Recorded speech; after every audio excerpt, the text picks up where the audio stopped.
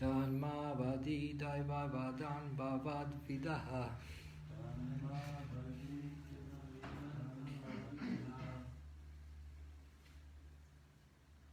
Next, please.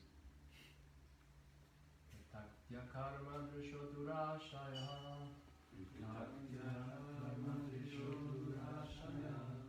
Parodayenarpita ridrucho nisham.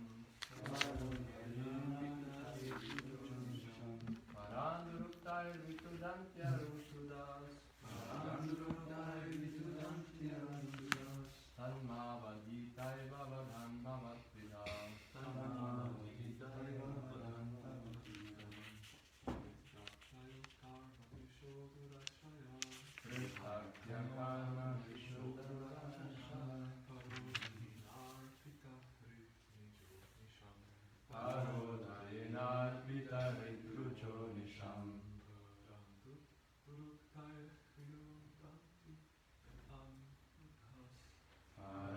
Paranduruktai vitudantyarum tudas.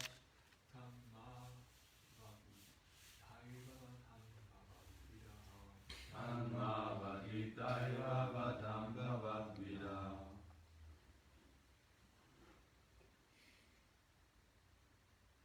Pritaktaya karma vishodurasaya. Pritaktaya karma vishodurasaya. Parodayena pita ritrujo nisham. Parodayena pita ritrujo nisham. Paranduruktai vitudantyarum tudas. Paranduruktai vitudantyarum tudas. Tanmavaditai vavadhan bhavatvidam. Tanmavaditai vavadhan bhavatvidam.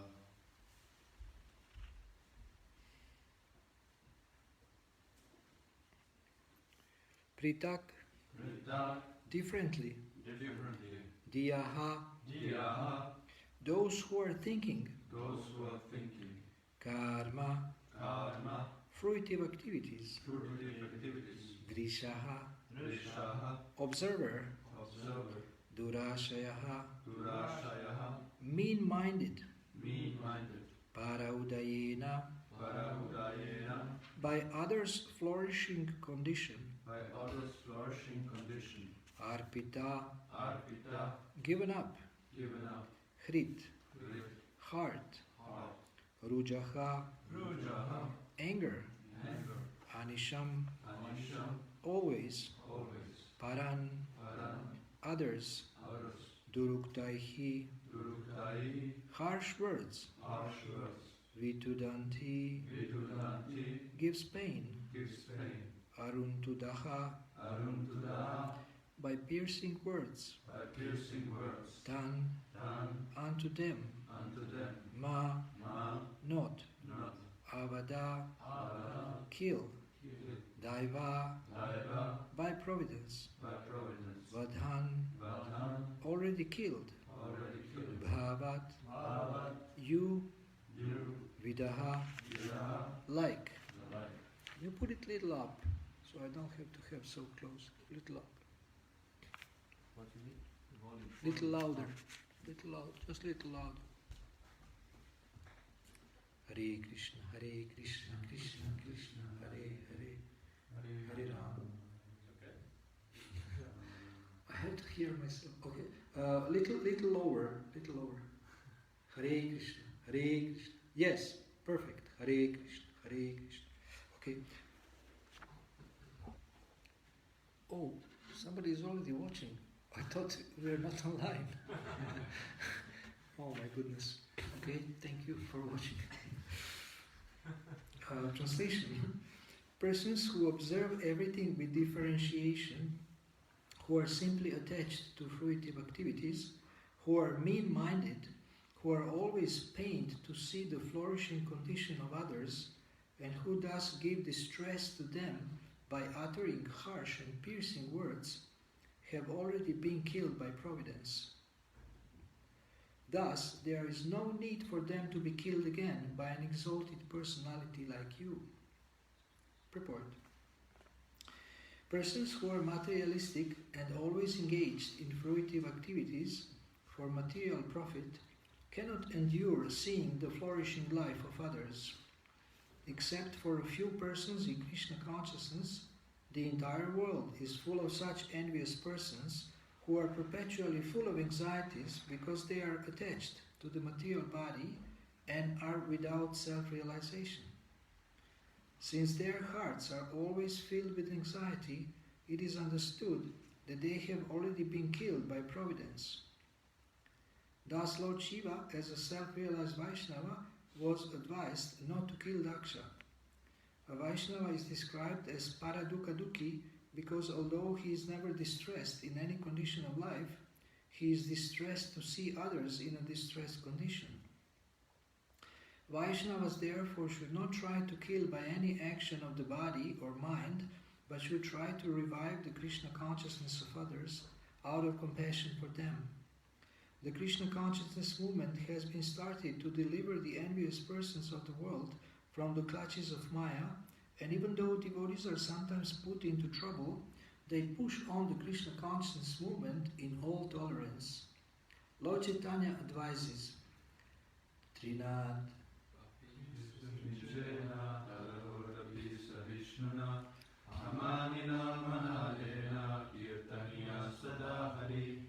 one can chant the holy name of the Lord in a humble state of mind, thinking himself lower than the straw in the street.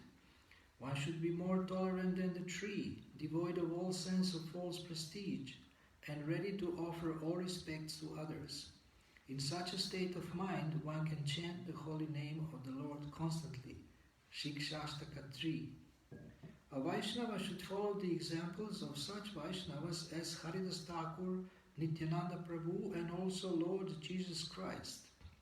There is no need to kill anyone who has already been killed, but it should be noted herewith that the Vaishnava should not tolerate the blaspheming of Vishnu or Vaishnavas, although he should tolerate personal insults to himself.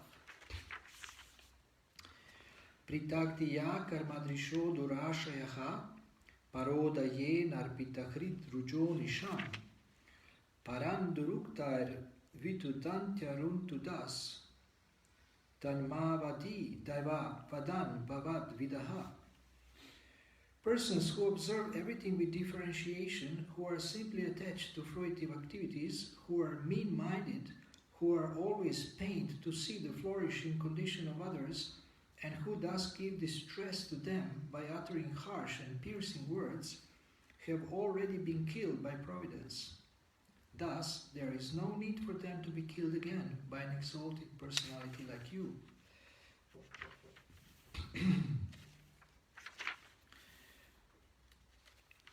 So, do you know who is speaking this? Who? Brahma. Lord Brahma. Yes, Lord Brahma is speaking to whom? Shiva. To Lord Shiva. Okay. So you see, both of them are Mahajans. There are 12 Mahajans, and Mahajan means great authority in devotional service, in Bhagavad Dharma, in Krishna consciousness. So in this universe there is 12 authorities, and both Brahma and Shiva are authorities there.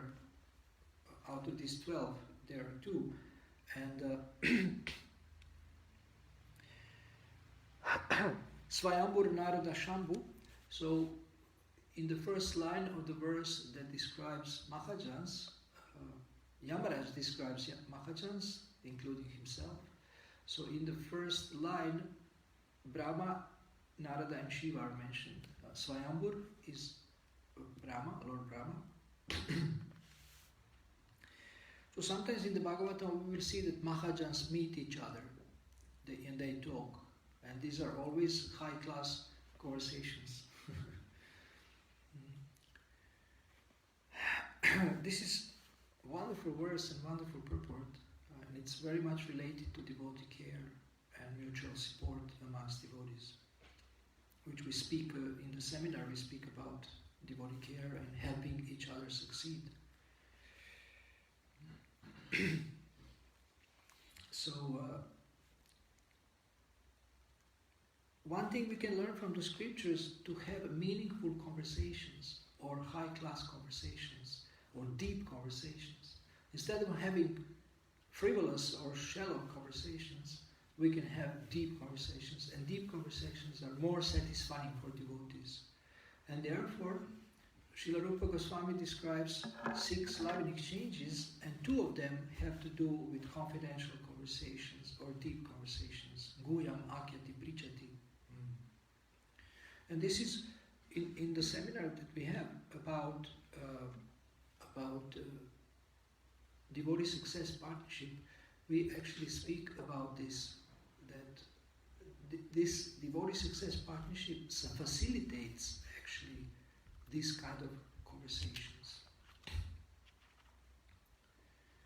So somehow more and more devotees I talk to, I see very, very clear need for such association, structured association, planned association, spending one time in a way that will bring the most benefit to each devotee. Even I will recommend this to our top leaders also, because now we have Sabha, Shastric Advisory Bhagavat Assembly, who are supposed to advise the GBC or to help them make better decisions, and we can also give some recommendations. And I have already been given in the European Leaders Meeting, I have been given a recommendation that every leader should have a coach. And then one of the senior devotees, he reacted, he said, "But who will coach us? We are senior to everyone." But coaching is not, you don't have to be senior to coach others. This is just a service, it's a facilitation. Like you don't have to be senior to be a doctor. I mean, even if you are older, you will accept healing or therapy from younger doctor because he knows how to help you. So similarly, Dr. Coach can help you with different things in your life. But then I said, okay, if you don't want to accept a younger person as a coach, then you can coach each other. But at that time I didn't have this system, I didn't develop this system. So he later wrote me, apologized, he said, sorry I was having the meeting, but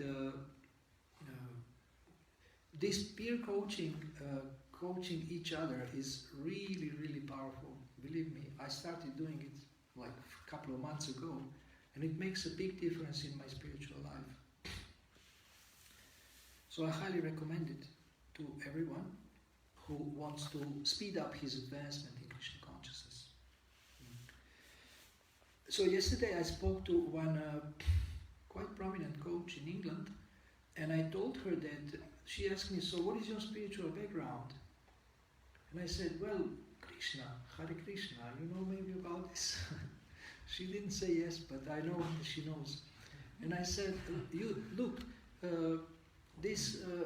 actually I'm following Bhagavad Gita. This is why I call myself Gita Seva, and they all call me Gita. They call me Gita. Mr. Seva. What? Mr. Seva. Mr. That's better. Better when they call me Seva than Gita. But Gita is also good. Gita is song.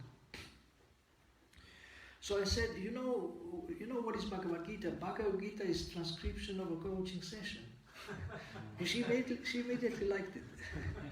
Transcription of a coaching session, because in the beginning the client he didn't want to take action, but the coach convinced him to take action. He explained to him how it is good for him and how it is his duty, and how he will be more happy if he takes action. But he was confused because of the family relationships and different, like teachers are there and nephews are there and different relatives were there. So he was a little bit sentimental. And also we see in the Bhagavatam conversations, like here, these conversations, very, very deep conversations. So, we meet each other and we say, how are you? But actually I have friends like Ram Nrsimha Prabhu, who is my age, young man, and he used to be a Sankirtan leader, and now he's a wonderful servant of devotees. He always serves devotees. He always, gives a lift to devotees with his car. And so he has a habit to ask, how is your spiritual health? Or if you have a close relationship with someone, you can ask him, how are you an artist? You say, well, they're well and happy. I mean, not well and happy, they're strong. Wow, that's too bad. So you can ask, how is your family, how is your health, but you can ask also, how is your self-realization?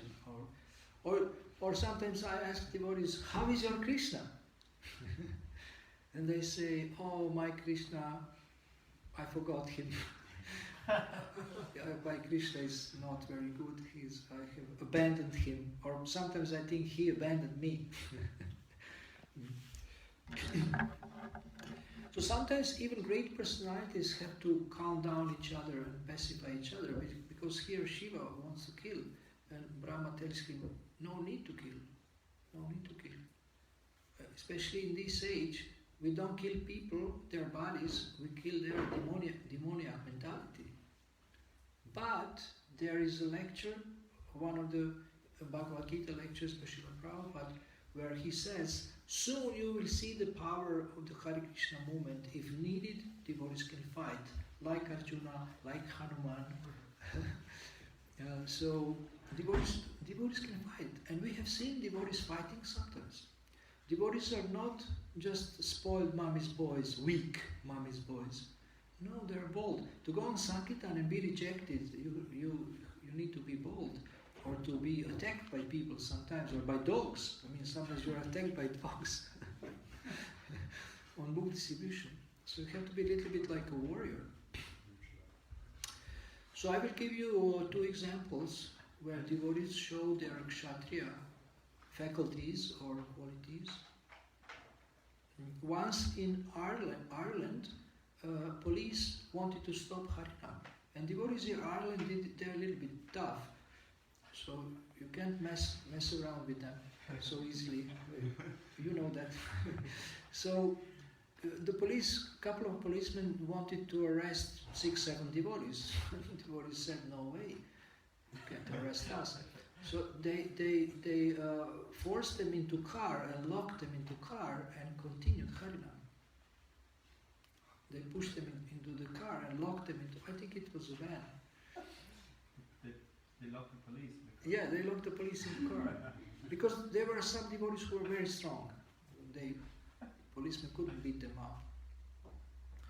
Then in Serbia also, during the war, just when there was end of the war, Satchidananda Maharaj organized huge Harinam. This was very bold, because these guys, they have knives, they can attack you, these paramilitary chetniks. So, and even TV, I mean, even everything was recorded. There is video recording of this when devotees make Harinam in the main walking street in Belgrade. This was very risky. This was very risky. I used to do also at the end of this street with one devotee, smaller Harinam sitting, and people come and show us like this. These are tough guys.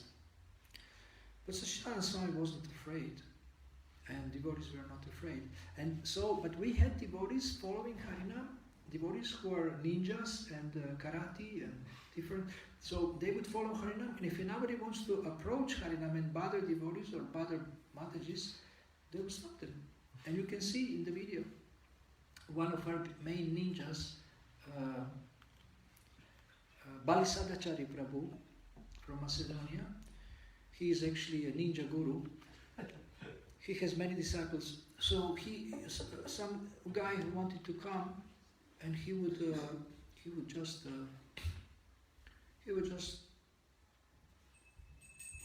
he has very strong grip. If he holds your hand, you can't move it. Jai, Shishigoritai, Jai, Jagannath, Baladev, Baladev, Jai, Srila Prabhupada, Jai.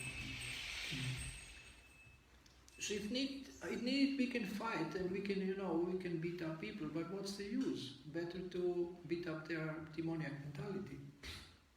But sometimes we have to protect devotees. Sometimes they are attacked on Harinam or on Buddha distribution, so we have to protect them physically. So here Lord Rama is explaining this, that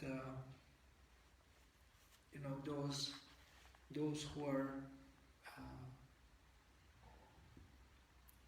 envious of devotees and envious of other persons also, they use harsh words, they are already being punished. They will be punished by providence. But we want to deliver such people. So it is said here that this Krishna consciousness moment is meant to deliver the envious persons. And of course, to deliver envious persons, we have to give up envy ourselves. And paradukadukhi means one who is in pain when others are in pain, one who is suffering when others are suffering. But this also refers to devotees. If we see that the devotee is suffering, we should help him and make sure he is okay, and he is well situated and he is happy. So therefore we have devotee care, where we want to help devotees to be happy in Krishna consciousness, and that their needs are taken care of. All needs. Their physical needs, and emotional needs, spiritual needs, intellectual needs. And you see, devotees are not shallow people, devotees are deep people, and they have a need for deep conversations. Sometimes devotees say, oh, I'm frustrated, but I'm not sure why. But when you have a satisfying, deep conversation, you become satisfied. When you speak about self-realization, when you speak about Krishna, when you speak about overcoming different obstacles, when you make a plan. And therefore this devotee success partnership is very important. It can help you to have deep conversations and to become more responsible, more accountable. In the beginning we get some training, but after some time, devotees don't train us anymore. And you look at the clock and already 5-6 years have passed and they already think you are senior devotee. So nobody's telling you anything. People are even afraid to approach you. And you become unlucky. You become unlucky because you don't get training anymore. Because people are afraid to train you because you are training them. So, therefore, in order to facilitate our need for training, we can have this training between peers, between devotees, this devotee success partnership. Those who are equal or near equal, they can actually help each other with self-discipline, with sadhana, with japa, with reading, with behavior, with different issues. It can be finances, anything related to life, they help each other. And if you talk to someone about you, it's already much easier. It's already much easier. Just like Mahatma Prabhu does amazing seminars, and seminars that nobody is running. Like, he has forgiveness seminars about forgiveness, and he has seminars, sexual purity for men. And he has students who says, oh, I'm so grateful that I can speak about this because it's like a taboo topic. So I'm so grateful I can speak about this with someone, openly or half openly, secretly or half secretly, because everybody is struggling with lust. We have a material body, the body wants to enjoy. And if you identify with the body, you think, I want to enjoy. And it's not easy to follow the Four Elemental Principles. But if you can talk to someone openly about it, I have boys from different parts of the world writing me about their problem with lust. And but there are ways how to deal with this. And if you feel that I can speak openly with senior devotees and I will not be judged, I will not be kicked out, I will not be labeled, I will not be blamed, then you can deal with, you can deal more successfully with this great challenge that everybody has. So therefore, creating a space for open conversation about what we are facing is actually very, very important service for everyone. It's a facilitation of devotees' progress. So we have to be compassionate to devotees too. We are compassionate to new people, to guests, but sometimes we are very cruel with devotees. We become fanatical and torture people, or just become too attached to rules. So there is two extremes. One is niyamagraha and niyamaagraha, to be too attached to rules and fanatically, and to neglect the rules also. So neither extreme is good. Upadeshamrita says we have to have balance. Both extremes are unfavorable for the progress in devotional service.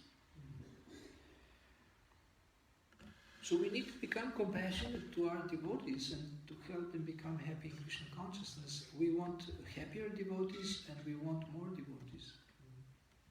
And when intelligent people come to our movement and they see how we treat each other, they don't want to join. Radha Maharaj gives an example of a congregational member who remained a congregational member for 20, 30 years. He said, I don't want to join because as a life member or as a guest you're treating me decently, but if I become your member, poor me. I don't know how you treat me because I see how you treat your members. So everyone matters, everyone is important, everyone is respectable. We should respect every devotee, no matter how big or small he or she is. And we should help every devotee succeed. And now here there is a mention of the humility verse, Trinadapiti Sunichana, which speaks about humility, and this also can be misunderstood. One big problem in spiritual life, or one big obstacle, is misinterpretation of the scriptures, especially misinterpretation of the application of the scriptures. Just like I reacted the other day, Adbhuta Hari Prabhu was speaking about we are above mundane morality. So I reacted a little bit to this because it can be misinterpreted. It can be misinterpreted. And I have spoken or preached about many points, and people from the audience, they would say, and what about this? And I say, thank you so much, because if you wouldn't raise this point to explain it from the other angle, then people would misunderstand it, misinterpret it, and misapply it. So therefore, when we discuss in the Success Partnership session about how to apply certain principle from the Shastra or certain rule, then we need to come to a proper conclusion and understand how to apply things for the benefit of all. Otherwise, we can misunderstand it, misapply it, and get bad result. We don't get the good result, even if we are following like anything. So what does it mean? Srila Prabhupada, Acharya, is showing us how he can be flexible and in application of the principles. So there is a principle, there is details, and he's showing it according to time, place, and circumstances. If a new person comes to Krishna consciousness, you don't hit him or her with thousands of rules, because they will just get lost in rules or feel overwhelmed. No, you explain the basic things and what is the essence. Explain the essence and what we should focus on. What is the main thing? Then gradually we can introduce different things, and as the understanding grows, and therefore Shravanam is very important. But Shravanam is facilitated by Kirtanam, and Kirtana has to be done nicely. We have to explain things nicely. Therefore Srila Prabhupada wanted us to discuss from all angles of vision, to discuss Shastra. Now we have, in the seminar, we had a homework to work with, actually there is some of us who are preparing for the Friday and Saturday, preparing by already doing some exercise outside of the seminar. So we have taken one verse, and we are working on this verse whole week and trying to apply that verse. So the verse is 6.5, that one should deliver himself with his mind, or one should elevate himself with his mind and not degrade himself with his mind. This is such an important verse, because we are torturing ourselves with our own mind. We allow the mind to torture us. So humility, there may be false humility, there may be external humility. Humility doesn't mean you go around with folded hands and say yes, yes, and then do whatever you like. That's cheating. This is not humility. This is show of humility. Humility means inside you actually accept Krishna as God and that you are his servant and you do your best to serve him. Humility means also, definition of humility is given also, that one doesn't want respect for himself and he is ready to offer all respect to others. But what does that mean? Does it mean you allow people to torture you or to insult you? No, it doesn't mean that.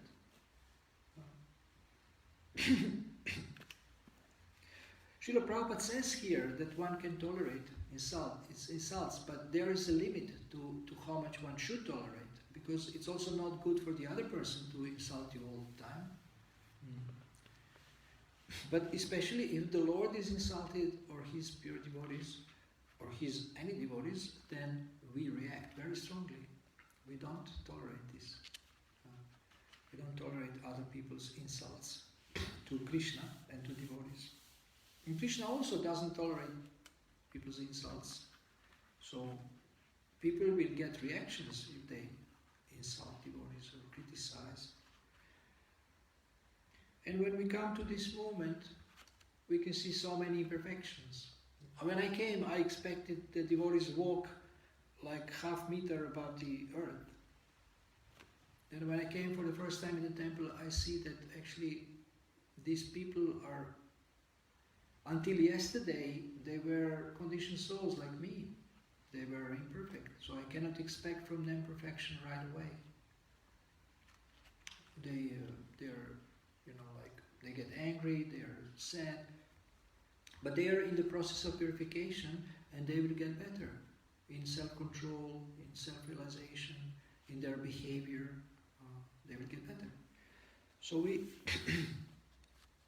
we don't judge someone's imperfection, because we also know that we are not perfect, and we know that this is a process of purification, this is a process of healing. So we have to be patient.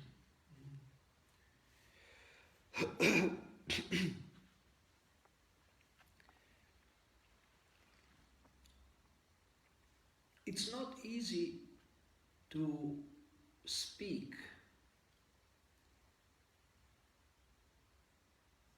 in a self-controlled way, especially if we are triggered, if we are irritated, if we are disturbed, if we are agitated. It's not easy to speak in a spiritual way, but we have to practice. Therefore, in the 17th chapter of the Bhagavad Gita, it is said, Anudvega karavakyam satyam priyam hitam chayat swadhyaya vyasanam chaiva vanmayam tapa uchyate. The austerity of speech consists of speaking words that are true to, pleasing, beneficial, and not agitating to others, and in always reciting the Vedic literature. So we have to practice this austerity of speech. But this also refers to our internal dialogue, how we talk to ourselves. This refers to our internal dialogue. Is what is in our mind, is it truthful, pleasing, beneficial? Is it agitating to us? And do we have spiritual content, Shastric content in our head, in our mind? And this has to be practiced. This has to be developed over time. And therefore, if you have a success partner, you can practice this. You can commit. You can commit to apply this verse for a week and see what happens. Or for another week and see what happens. So you're distributing books, you're giving this knowledge to people, but how much are you applying it in your life? And how much you are behaving according to scriptures? And I have seen so many book distributors fall down because of pride. This is very important. Harinamananda Prabhu, who was a Sankirtan star for many years, he had an amazing attitude. And I think this is one of the reasons why he was so successful. He had a very humble attitude and very respectful attitude to other devotees and their services. Everybody is glorifying book distributors, maybe nowadays not so much as before. And it's very easy to think, I'm the best devotee. This is very dangerous. I'm better than others. I'm doing the most important service. So what he would say, so many people are helping us in book distribution, and we are only distributing books. Some people are cooking so that they feed us. Some people are repairing the car. Or someone has bought us the car. Some devotees are giving us accommodation. Then spiritual master is preaching to us and encouraging us. Senior devotees are encouraging us, supporting us. Devotees are glorifying us. So many people are doing so many things so that we can just distribute books. It's so easy to distribute books because everything is taken care of. It's so easy to distribute books because everything is taken care of and everything is done by others. And we just distribute books, and then we come back and everybody says Jai to us. And they don't say Jai to the cook, they don't say Jai to the cleaner, they don't say Jai to the accountant, they don't say Jai to the treasurer, and okay, they say Jai to the Guru sometimes, when he's here. So, he was giving credit to everyone. He was giving credit to everyone. Also, I was translating books for 6 years, and he would come and he would say, oh, without you I couldn't have books in Croatian or in Serbian. So you're doing a very important service of translation, and I just go out and distribute. So he would give credit to everyone for their services, and he wouldn't think, oh, we are the best and we are better than others. And therefore he was empowered to distribute so many books. Once, you would like to hear this. Once our former spiritual master, he was speaking about distributing 1,000 books a day. So what does that mean? It means 30 sets. 30 times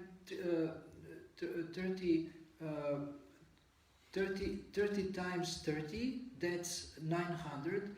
And if you distribute 33 sets, that's 990. And if you distribute 10 more books, that's 1,000 books. So you need to find only 30 people who will buy a set of 30 books, and you get 990 books, not so bad. Even if it's not 1,000.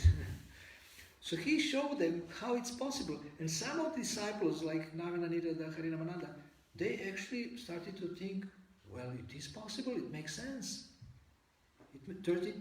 Meet 30 people during 8 or 10 hours of Sankirtan. Isn't that possible, isn't it?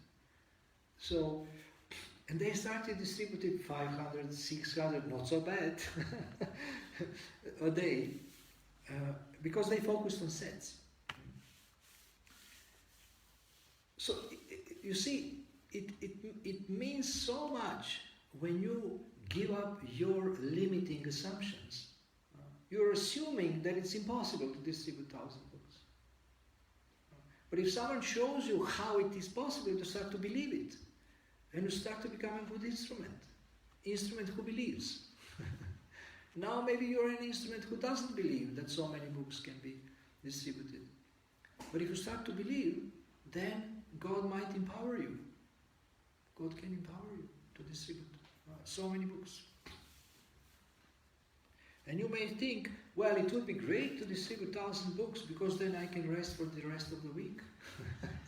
Because I don't distribute 1,000 books in a week, but if I distribute it one day, then for 6 days I can just read the Bhagavatam, and maybe I submit the results at the end, so they don't expecting to distribute more than 1,000. So, anyway. So this is why, you see, when you talk, I'm talking to devotees in a structured way for 20 years. And when you speak to devotees like this, then they start to believe that impossible things are possible. Because in this discussion, you actually show each other how things are possible. Not only about books, about anything. Some devotees were thinking that it's impossible that they can give class. They were so scared. And they had bad experiences also. But then, through conversation and through different angles of vision, they started to believe that actually maybe I can give class and survive. And started to speak, and they started to like it. It started, just like if I tell you, take a cold shower. You say, oh my God, no, I get sick and it's freezing. You say, well, you can warm yourself up a little bit, just sprinkle first, it's easier, and not full shower. And then adapt the body, adapt the skin a little bit, and then when you take a cold shower, you will feel like a hero. And then you say, I will never ever take hot shower because this feels so good. I feel really, really like a human being, or even like a warrior.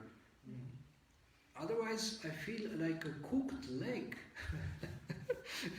when I take warm shower, like spoiled mommy's boy. Yeah.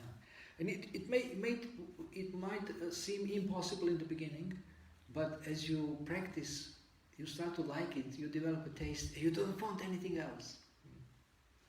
Also, maybe sometimes you have entered a cold lake or a cold sea, and in the beginning it's really, really scary and freezing, and you are screaming.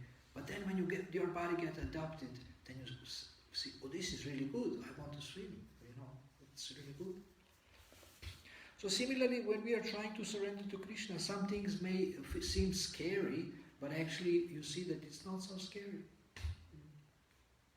You can think about what you are afraid of in the process of surrender. Like some devotees are getting older and they start to be afraid about their future. No pension. ISKCON doesn't give pension. So what will you do when you grow old? No pension. Okay, there is 1 or 2 old age homes, Hare Krishna old age homes in the world, but they will be full because so many people are getting old.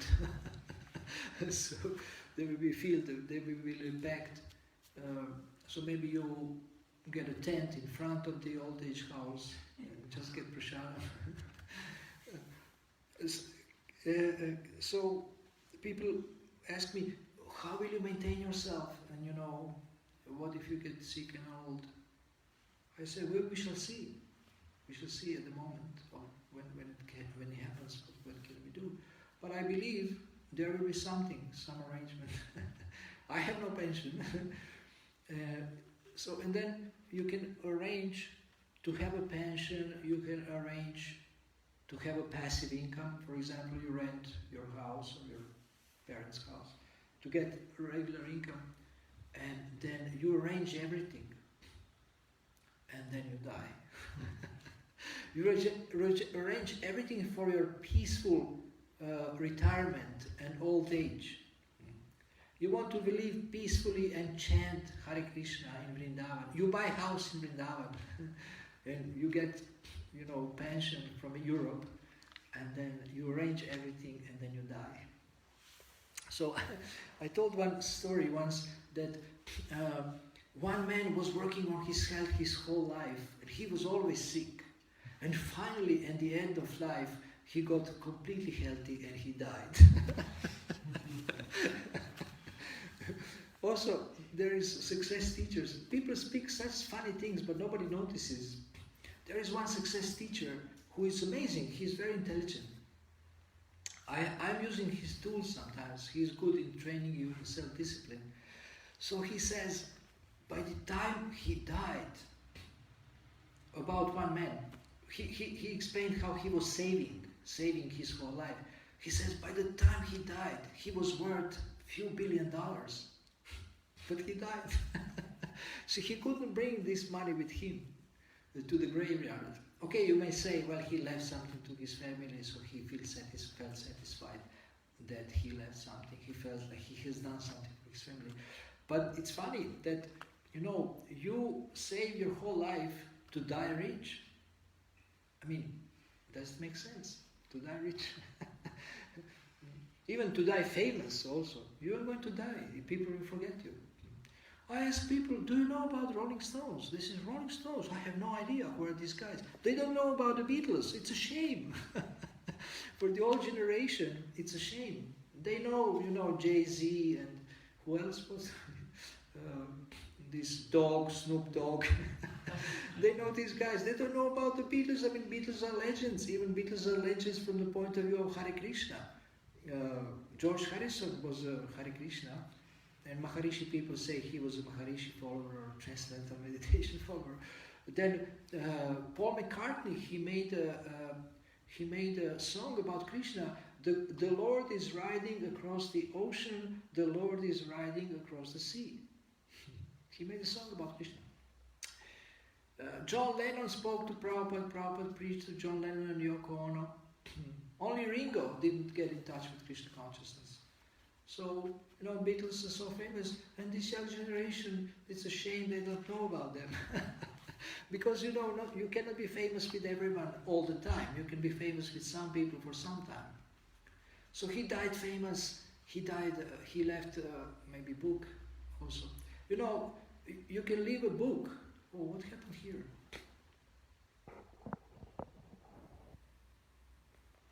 You can leave a book, but you die. It's good that you have left some wisdom for people, but you die. So where are you going? I mean, you can write an amazing book and be born as an animal. So what's the use? You didn't deliver yourself. So therefore, high quality association with devotees, not only with your guru, because guru comes rarely, but with the devotees who are around you will help you succeed. So therefore, I invite you to come on Friday at 6 o'clock to our seminar on Devotee Success Partnership, and on Saturday at 11 to 1. It's only 2 hours, and there is also a break, and there is also cookies, refreshments, and there is little music, and there is entertainment. But you can learn a couple of principles that will help you for a long time. Thank you very much for listening. Do you have any questions? Yes? I quite appreciated your point on compassion. You get a mic. It's a very good habit to have questions on the microphone, because then those who listen, they can hear. But you should get the wireless. But okay, this is long, it's okay. Yes? I quite appreciated your point about compassion between devotees. And I was recalling even when Adi Purusha Prabhu was here giving his seminar on 9 devotional services, he mentioned how it is so important for us to pray for each other. And he said that we should have a set of friends, like devotees, who we don't have to compete with, and we can reveal their heart to.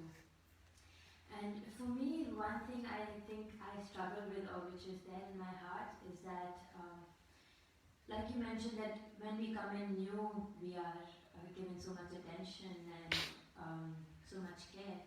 But in the long run, that kind of fades away.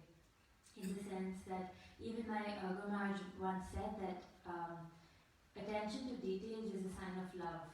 And I think sometimes even between devotees, that attention to details is not there. And especially with me, what happens is that, like growing up in Krishna consciousness, we are told about the dangers of the material world and the outside world, and when someone is not a devotee. And then somewhere you lose trust there. And then if you do not have something to fall back upon, then somewhere you lose the ability to trust. And you can have faith in devotees, but trust is another aspect altogether. So then I wonder now that how do I develop that trust? Because I think, yes, there are some very wonderful devotees who watch out for me, who engage me in service, and I'm so appreciative about that. But I still struggle with how, even in a devotee community, that attention to details is missing, or yeah. So what is your question? So when it comes to developing trust, that yes, I can reveal my heart completely without being judged, or my struggles. So how do I develop that ability to trust? You have to find someone you can trust. But if you look, you will find. If you really want, if you look, you will find. And also you become trustworthy. You become trustworthy. So in one sense, a devotee is becoming a shelter for others, or a connection to Krishna. If you can always go to someone and they help you get back on track, that's a big thing. When you sleep or when you become weak, you always go on. And you should also become like this for others. That they can come to you and they always can recover because of talking to you or you listening. Listening is a big thing. Listening is a sign of love. When you listen with attention, then devotees can think better.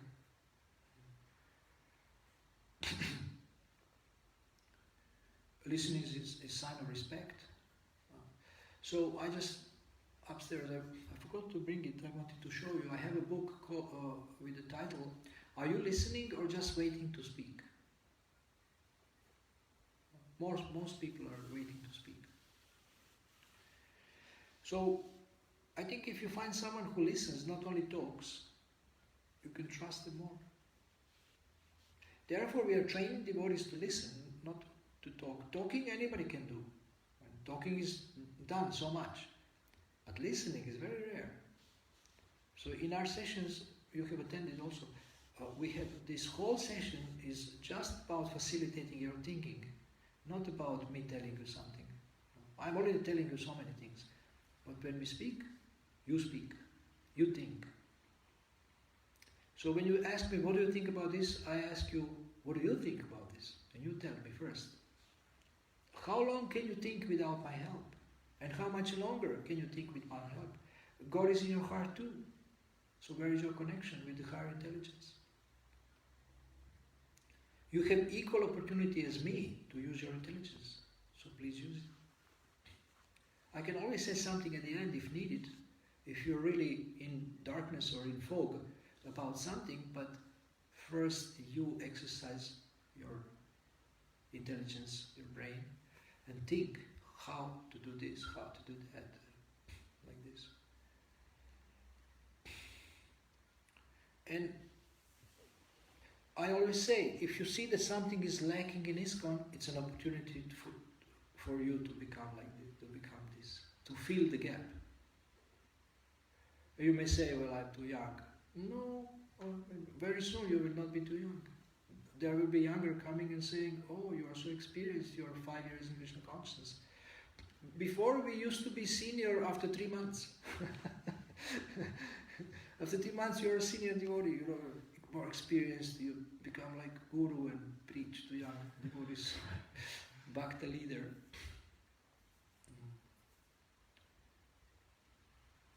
But you can think about of those whom you know, who could be your trusted guide, trusted advisor, trusted supporter. Someone who is really interested in your success and your happiness in Krishna consciousness.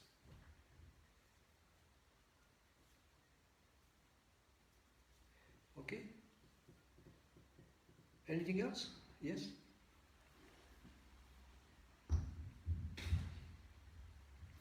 Thank you for the class. What is your name? Philip. Bhakta Philip. Yes. Hare Krishna. Hare Krishna. I also have a question about this, like sharing the hearts of the devotees, because I think it's something that's very important. Little closer. I would like to hear myself. But we like to hear you, and also internet people. I do it for you. So I think it's very important. I also like to do it. I mean, for me it's not a problem, but the thing is like sometimes then, let's say, I share my heart quite fast, you know, if I get to know someone and I think like, okay, I can trust him. But what to do then, like, for me it happens a lot that then my trust gets broken or, yeah. So how should we deal with that? Because I think in one point we should share the heart, but at the same time when then the trust gets broken, you know, it's like always breaking apart and then you think like, maybe I should just trust no one, or is it that we can trust no one? It's hellish. If you don't trust anyone, it's hellish. So, in devotee success partnership, what we advise is that you consciously build trust. In the beginning, this is one of the foundational principles of devotee success partnership. You actually come with the idea to build trust, and you can define how you will build trust. So, one aspect of trust is confidentiality. So, you know, you agree that our conversations are confidential. And please don't spread it. Then another aspect of trust is that your partner will not judge you. They will try to help you, not to judge you. If you have obstacles, problems, okay, let's discuss how to deal with this.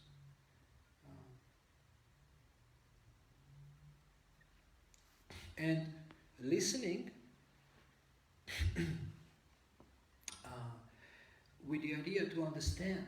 So if you feel understood by someone, then this builds trust. If you feel understood by someone. So I know it's not easy to find, you know, mentors so easily, because this is why I started the Devotee Success Partnership, because we don't have people who come forward to be trusted mentors or trusted guides. But we have to become this to each other. And you have enough experience. And I'm giving you structures how you can communicate, how you can talk. I give you 6-7 structures how you can exercise and discuss things and deal with problems. And the agreement at the beginning is we want to build trust. And we will do things that build trust, and we will not do things that diminish trust. Because trust between people is the most important ingredient. And trust between devotees is precious. And if somebody reveals confidential things, then don't betray their trust by telling somebody else. But you keep it between you, two of you, and you see how to deal with this. And then when you grow a little bit in Krishna consciousness and people start to come to you and ask for help, then you know, because you were betrayed maybe in the past, you know that I don't want to do this to others. You know, I'm going to be confidential. I'm going to understand this person and not judge them. So you start a new tradition of trustworthy guides. And you become the one. And soon, you will not believe. In a couple of years you will be initiated, they will say, oh, you are senior, you experience. You say, me senior, I'm still struggling with too much prashara. But people expect you to be trustworthy, that they can talk to you about their lives, about their secrets, about their dark secrets.